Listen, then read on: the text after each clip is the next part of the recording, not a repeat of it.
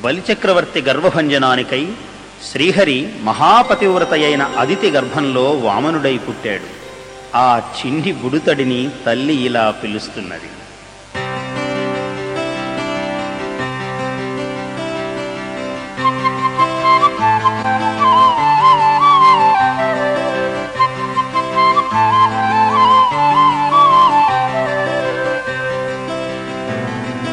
నన్ను గన్న తండ్రి నా పాలి దైవమా,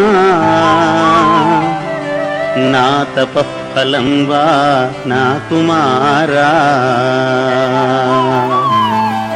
నాదు చిన్నివడుగా నా కుల దీపక రాగదయ్య భాగ్యరాశి వగుచూ, రాగదయ్య భాగ్యరాశి వగుచూ. వామనుడిలా అర్థించగానే బలి తొందరపడకు, ఇస్తానని చెప్పినా ఆపదలో మాట తప్పవచ్చు అని రాక్షసనీతిని రాజనీతిగా గురువైన శుక్రాచార్యుడు చెప్పి, వచ్చినవాడు సామాన్యుడు కాదు, శ్రీ మహావిష్ణువు అని ఎరుక కలిగించాడు. బలి మాట తప్పలేదు సరికదా, సాక్షాత్తు శ్రీహరి చేయి క్రిందై అర్థిస్తున్నదా అని పొంగిపోయాడు. అది సామాన్యమైన చేయి కాదు. ఆ చేయి ఆదిన్ శ్రీ సతి కొప్పుపై తనువుపై హంసోత్తరీయంబుపై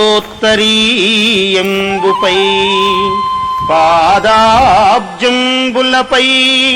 కపోలతటిపై పాలిండ్లపై నూత్న మర్యాదంచెందుకరంబు క్రిందగుట మీదైనాకరంగుంట